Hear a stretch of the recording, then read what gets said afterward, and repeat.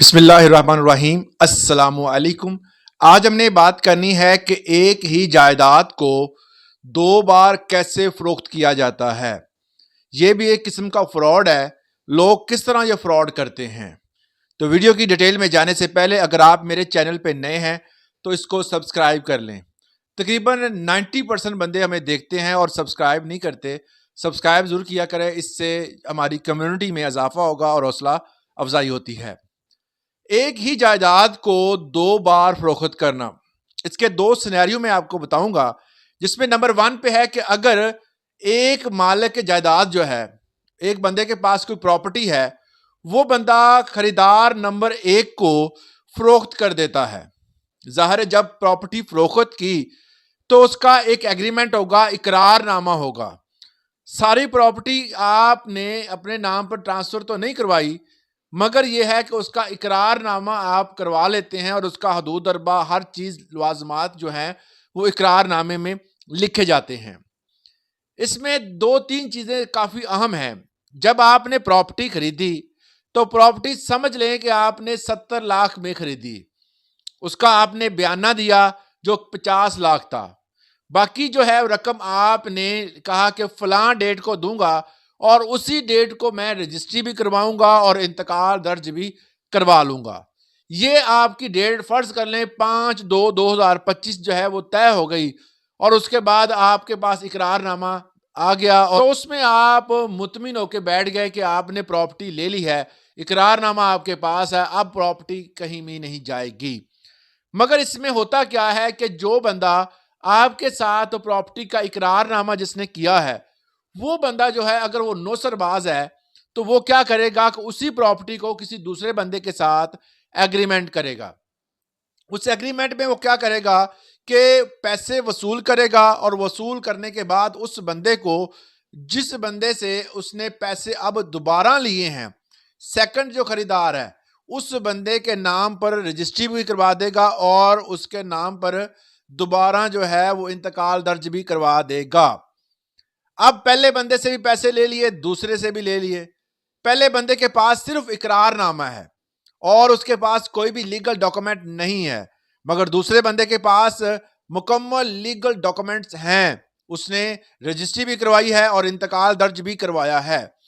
तो इस तरह आपके पास इतने अथेंटिक डॉक्यूमेंट्स ना होने की वजह से अगर आप अदालत भी जाते हैं तो अदालत में आपको ऑर्डर के जरिए अगर आप साबित कर देते हैं तो पैसे आपके वापस करने के लिए मखसूस डेट बताई जाएगी। मे भी आपका जो 50 लाख आपने दिया है वो किस्तों की सूरत में आपको मिले। तो इस तरह के फ्रॉड जब होते हैं तो आम बंदा जो है वो बहुत ज्यादा फंस जाता है और अपने पैसे जो हैं वो कौड़ियों की तरह वापस लेता है और मिन्नतें करता है, जी आप मेरे पैसे वापस कर दें, और अपने ही दिए हुए पैसे जो है वो एक मांगने वाले की तरह जो है उसके घर जाएगा और बार बार किस्तों की सूरत में वापस लेगा। इस फ्रॉड से बचने के लिए जब भी आप प्रॉपर्टी लें तो प्रॉपर्टी के हवाले से तमाम तर मालूमात लाजमी लें। कम से कम उस प्रॉपर्टी को जो आपने ली है वहां पर अपना एक बोर्ड लाजमी लगवाएं और उस पर अपना नाम लिखें और उसको कवर करने की इजाजत ले लें, क्योंकि अगर आपने आधी पेमेंट या उसके आपने कुछ पेमेंट की हुई है तो वो आपके नाम पर थोड़ी बहुत मलकियत को जाहिर लाजमी करे। नंबर 2 पे जो दूसरा सिनेरियो हो सकता है उसमें क्या होता है कि एक खरीदार है, अगर उसके साथ आप लीगल एग्रीमेंट कर लेते हैं, आपने लीगल एग्रीमेंट किया, इकरारनामा हो गया, पैसे आपने वसूल कर लिए। पैसे वसूल करने के बाद आपने उसको कहा कि जी आप फलां डेट को आके रजिस्ट्री करवा लें। रजिस्ट्री हो गई, तमाम तर लीगल प्रोसीजर हो गया। एक आम बंदे को नहीं पता होता कि रजिस्ट्री होने के बाद भी कुछ लवाजमात होते हैं जो पूरे करने होते हैं। नौसरबाज क्या करते हैं कि जो आपने इंतकाल दर्ज नहीं करवाया, क्योंकि लीगल डॉक्यूमेंट्स जो होते हैं वो पटवारी के पास आपकी जो प्रॉपर्टी आपने ली है उसका लीगल अख्तियार और आपको आपके नाम पर ट्रांसफर जो है वो इकरारनामे के बाद और रजिस्ट्री के बाद इंतकाल की सूरत में होता है। अगर इंतकाल नहीं हुआ तो वो आपके नाम पर ट्रांसफर नहीं, वो पहले बंदे के नाम पर ट्रांसफर होगी, वो उसी के नाम पर होगी बल्कि। तो इस तरह जब भी आप प्रॉपर्टी लें तो इंतकाल लाजमी दर्ज करवाएं। अगर इंतकाल दर्ज नहीं हुआ तो वो बंदा दोबारा फिर फर्द बै निकलवाएगा।